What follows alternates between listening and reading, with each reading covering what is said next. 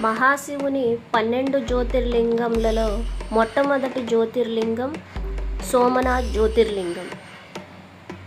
ఈ వీడియోలో అయితే మనం ఈ సోమనాథ్ ఆలయానికి ఎలా వెళ్ళాలి, ఈ సోమనాథ్ జ్యోతిర్లింగం ఎక్కడ ఉంది, వెళ్ళిన తర్వాత అక్కడ ఏ ఏ ప్రాంతాలు సందర్శించాలి అన్ని వివరాలు అయితే మనం ఈ వీడియోలో చూద్దాం రండి.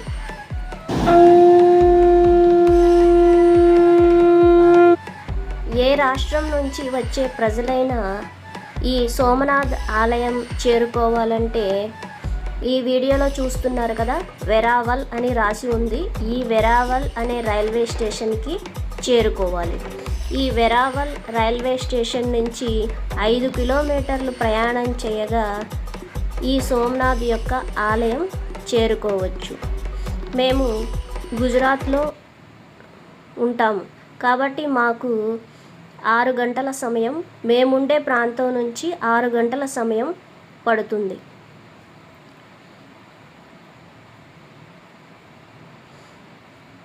అదే తెలుగు రాష్ట్రాల నుంచి గనక ఈ సోమనాథ్ ఆలయానికి చేరుకోవాలంటే 1.5 రోజులు పైనే పడుతుంది. ఈ ఆలయ ప్రాంగణానికైతే మనం చేరుకున్నాము. ఇక్కడ నుండి మనం రూమ్ బుక్ చేసుకోవాలి. ఆలయానికి చేరువలో అతి దగ్గరలో రూమ్ అయితే బుక్ చేసుకోవాలి. ఇప్పుడు మనం రూమ్ నుంచి త్రివేణి సంగమానికి అయితే వెళ్తున్నాము. ఇదే త్రివేణి సంగమం. త్రివేణి సంగమం అంటే 3 నదులు కలిసే చోటు. ఈ త్రివేణి సంగమంలో స్నానం చేయటం వల్ల పాపాలు తొలగిపోయి పూర్వజన్మ నుండి విముక్తి పొందుతారని భక్తుల యొక్క నమ్మకం.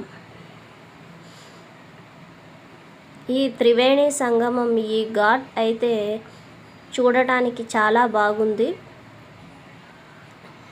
ఇక్కడ హిరణ్, కపిల, సరస్వతి అనే 3 నదులు ఇక్కడ కలుస్తాయి. ఈ ఘాట్ అయితే చాలా చాలా బాగుంది చూడడానికి. వీడియోలో చూడండి, పక్షులు ఎంత అందంగా అయితే ఎగురుతున్నాయో. నాకైతే దేవీపుత్రుడు సినిమా గుర్తొచ్చింది. అంతేకాకుండా ఇక్కడ ఈ ఘాట్ దగ్గర భక్తులు స్నానమాచరించి దీపాలనైతే వదులుతారు.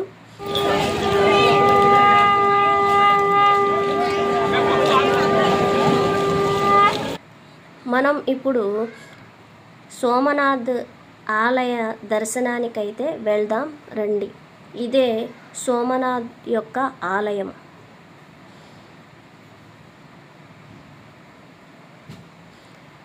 ఈ సోమనాథ్ ఆలయం లోపలికి వెళ్ళే ముందు మనం ఎటువంటి ఎలక్ట్రానిక్ వస్తువులని, మన బ్యాగ్లని, ఎటువంటి చిన్న చిన్న వస్తువుల్ని కూడా లోపలికి అలౌ చేయరు. ఇక్కడ లాకర్స్ ఉంటాయి. మొత్తం అన్నీ అక్కడ సబ్మిట్ చేసేసి మనం ఓన్లీ దర్శనానికి మాత్రమే లోపలికి వెళ్ళవలసి ఉంటుంది.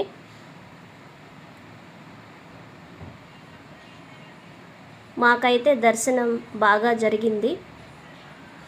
ఆ తరువాత మనం భోజనశాలకైతే వెళ్దాం. ఇక్కడ ఎన్ని వేల మంది భక్తులు వచ్చినా కూడా ఉచితంగా భోజనాలు అయితే పెడతారు. భోజనశాల చాలా అద్భుతంగా ఉంది. భోజనం మాత్రం చాలా బాగుంది. ఎన్నిసార్లు అయినా సరే ఇక్కడ వడ్డిస్తారు. మనం తర్వాత చూసే ప్రాంతం వచ్చేసి సముద్ర తీరం, ఓషన్ వ్యూ. మనం ఇందాక చెప్పుకున్నాం కదా, త్రివేణి సంగమం అని 3 నదులు కలిసే చోటు. ఆ 3 నదులు వచ్చేసి ఈ సముద్రంలో కలుస్తాయి. ఇది సోమనాథ్ ఆలయం దగ్గర ఉండే అరేబియా సముద్రం.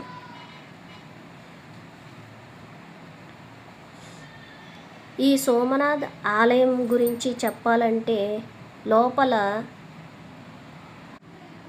చాలా చాలా అద్భుతంగా ఉంటుంది. ఆ ఆలయ గర్భగుడిలో ఆ చిత్రకళ, శిల్పకళ ఎవరి కళ్ళతో వాళ్ళు చూడాల్సిందే కానీ వర్ణించలేము. సోమనాథ్ దేవాలయం అరేబియా సముద్ర తీరాన వెలసిన పుణ్యక్షేత్రం. సముద్రపు అలల తాకిడిని తట్టుకునే విధంగా 25 అడుగుల ఎత్తున బండరాళ్లతో నిర్మించిన మట్టం మీద ఈ సోమనాథ ఆలయం రూపుదిద్దుకుని ఉంటుంది. ఈ ఆలయ గర్భగుడిలో శివలింగం 4 అడుగుల ఎత్తుండి ఓంకారంతో అమర్చబడి ఉంటుంది.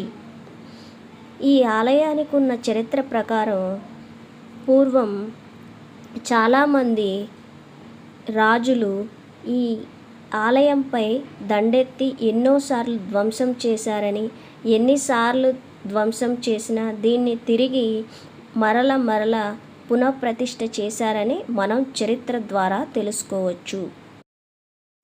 తర్వాత ఇప్పుడు మనం రాత్రి సమయంలో ఈ ఆలయ దర్శనం ఏ విధంగా ఉంటుందో ఒకసారి దర్శించుకొని ఆ తరువాత ప్రాంతానికైతే వెళ్దాం రండి. రాత్రి సమయంలో ఈ సోమనాథ ఆలయం విద్యుత్ దీపాలతో బంగారంలాగా చాలా అందంగా మెరిసిపోతూ ఉంటుంది. మీరు కూడా ఒకసారి దర్శించుకోండి. ఆ తరువాత మనం వేరొక ప్రాంతానికైతే వెళ్దాం. అది సముద్రంలో ఉండే శివలింగం. ఇది కూడా ఈ సోమనాథ్ ఆలయానికి చాలా దగ్గరలోనే ఉంటుంది. ఒక 2-3 కిలోమీటర్ల దూరంలో అయితే ఉంటుంది. ఈ వీడియోలో చూశారు కదా, సముద్రంలో అయితే మనకి 2 శివలింగాలు కనబడుతున్నాయి. చాలా జాగ్రత్తగా అబ్జర్వ్ చేసి మీరు కూడా దర్శనం చేసుకోండి. సోమనాథ్ ఆలయానికి వచ్చిన ప్రతి ఒక్కళ్ళు కూడా ఈ బన్ గంగా అనే ప్రాంతాన్ని సందర్శించుకుని అక్కడ వీలైతే అభిషేకం చేసి వెళ్తారు. తర్వాత ఇప్పుడు మనం ఈ 2 శివలింగాలకి అభిషేకం చేసుకున్న తర్వాత ఈ బన్ గంగా ప్రాంతానికి అతి సమీపంలో ఇంకొక ఆలయం అయితే ఉంది. అది శ్రీకృష్ణుడు అవతారం చాలించిన ప్రదేశం, అంటే శ్రీకృష్ణుడు మరణించిన ప్రదేశం. దాన్ని బాలకా తీర్థ్ అని అంటారు. పురాణాల ప్రకారం జరా అనే వేటగాడు ఈ బన్ గంగా ప్రాంతం నుండి ఈ 2 శివలింగాలకి అభిషేకం చేసుకున్న తర్వాత జరా అనే వేటగాడు వదిలిన బాణం శ్రీకృష్ణుడి యొక్క పాదాలకు తగిలి శ్రీకృష్ణుడు అవతారం చాలించాడని పురాణ కథల ద్వారా మనం తెలుసుకోవచ్చు. ఈ వీడియోలో చూడండి, జరా అనే వేటగాడు శ్రీకృష్ణుడు. ఈ ఆలయం గురించి అయితే మనం నెక్స్ట్ వీడియోలో కంటిన్యూ చేద్దాం. ఇప్పుడు మనం ఈ శివలింగాలకి అయితే అభిషేకం చేసుకుందాం.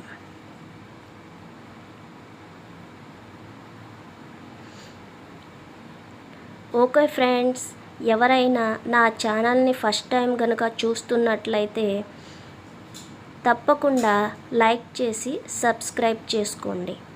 మనం నెక్స్ట్ వీడియోలో ఈ శ్రీకృష్ణుడి యొక్క ఆలయం చూద్దాం. శ్రీకృష్ణుడు ఎలా మరణించాడు, ఎందువలన మరణించాడు, ఆ ఆలయాన్ని మనం బాలకా తీర్థ్ అని అంటాము. ఆ ఆలయం యొక్క విశేషాలు మనం నెక్స్ట్ వీడియోలో చూద్దాం. మన తెలుగువారు ఈ సోమనాథ్ యాత్రకి సంబంధించిన సమాచారం ఇంకేమైనా తెలుసుకోవాలనుకుంటే కింద కామెంట్లో తెలియజేయండి. Okay friends, thanks for watching.